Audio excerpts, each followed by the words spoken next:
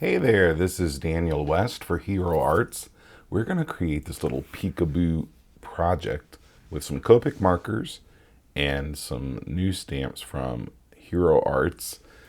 It's a really fun project with a lot of intricate little details, coloring wise, but it is absolutely worth the time. I spent probably 2 hours at least coloring this in, but we're not going to keep you here for 2 hours with some fancy editing software. I have compiled this and edited it down to about 10 minutes. So let's get busy here. Stamping our clean stamp onto the front of a piece of cardstock here. I'm using Express It card, which is Copic friendly cardstock, but I also used Hero Arts Dove white cardstock for the photographed version of this card. So you could use either one. I just had this idea I wanted to try to see how it blended and if it was much different, but honestly, the Dove white cardstock did just as well for me. So I'm going to start my coloring this way. I'm going to lay out my coloring sections using the different Copic colors that I have charted out here on my right.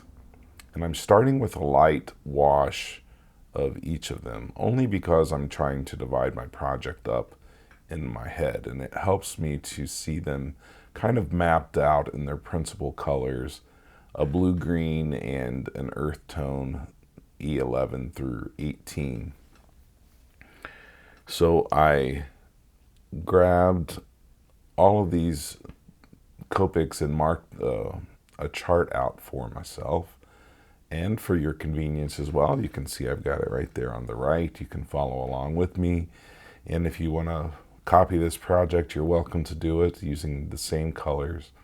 So I'm just adding a light wash of all of this, the lightest shades of each of these colors down. And then I'm going to skip ahead in just a moment. You'll see I'm getting the Christmas tree done, the wreaths done, the evergreen banners. I don't know what you call those at the top, but they're fun. And then I'm going to start darkening up the project. And the reason I'm doing it this way, starting light, going dark, first I'm mapping out the project in my mind, and I'm able to see what I need to work on immediately without having to just constantly change back and forth between the markers. But then I also want to start light and go dark, because this way I'm able to add on to the project, and once you get the dark on there, it's hard to take it away. So you want to get your darks laid down. So I did the same process, just adding some dark shadows here and there all the way across the panel and then blending them out. And I did that using the same color sequences as you see here on the right. So for the evergreen parts of the project, I used this 93, a BG 93, 96, and 99. And then for the reds, some R89, R27, and R24. And then, as you see, I'm sticking to these colors because I want to unify my project. I want to keep it pretty simple on the color palette side. It keeps everything kind of uniform and together. Even the ornaments get a little bit of shading, so I'm just I grabbed an R89 and put a dot on the right side of each of those, and then a R27 and colored the rest of them in. And I'm kind of doing the same thing with the bows. Just I gave them an R24 wash and then added some depth with an R89 and then blended them out with an R24. Now, I wasn't exactly happy with how dark I had gotten the shadows, so I came back with another marker. This is an R79. It is less saturated, but really does deepen up underneath those boughs, those evergreen banners.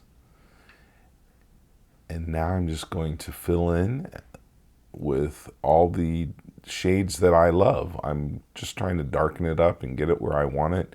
This is all subjective, so you do you, but I just kept going at it. You can feel overwhelmed with an intricate image like this, or you can just let yourself go and have fun for a couple of hours, just sitting there and relaxing, listening to a podcast or your favorite TV show or some music or meditating on something.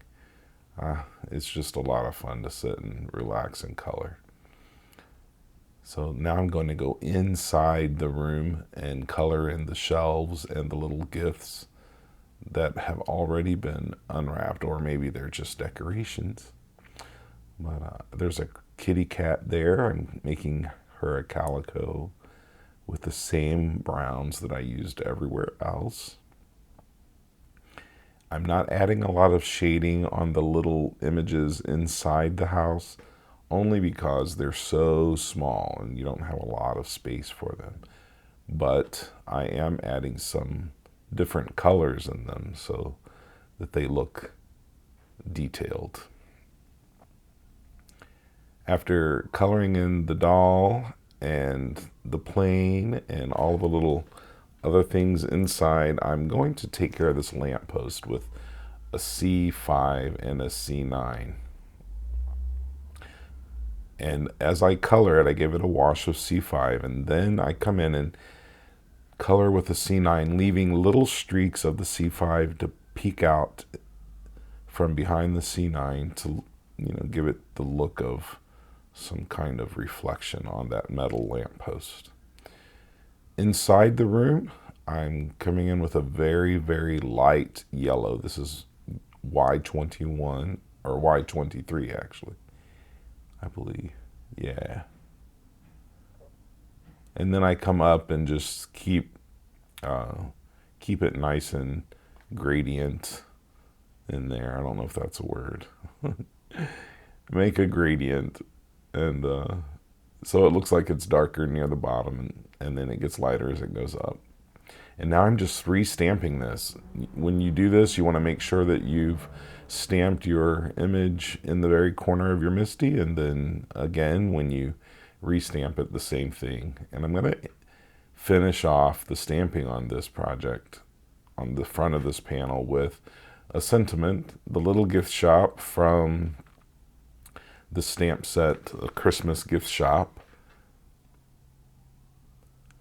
And it fits right there on the panel, right at the top of our building. It's beautiful.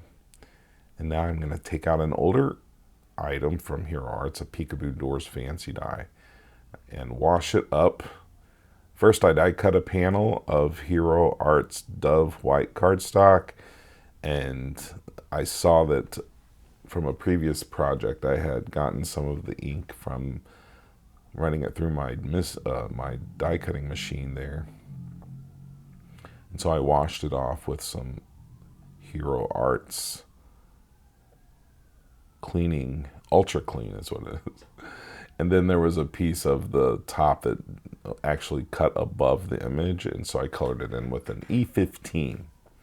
Now I'm taking out some of the little stamps from the Peekaboo set called Hero Greetings Christmas Gift Shop, stamping them out on the first die cut panel that I created, right on the door. So this way I'm not trying to guess where they go. I know exactly where they're going to go. And then I glue everything down that I want to stay down. Some of the doors I'm not using, and some of them I am. So you can see I poke them up here with a pair of tweezers. And then I can just glue everything down on the front of a card base with Hero Arts Precision Glue. So you could fill in the whole thing if you like, or you can just open up a few of them. I just did a few of them on my project because that's how I wanted to do it, and it was my project. So you can do an advent calendar with this if you like. It's all up to you. Have fun with it. I hope you've enjoyed this little Copic tutorial and card project. All of the links to the items I used are in the description box below. I hope you have a wonderful day.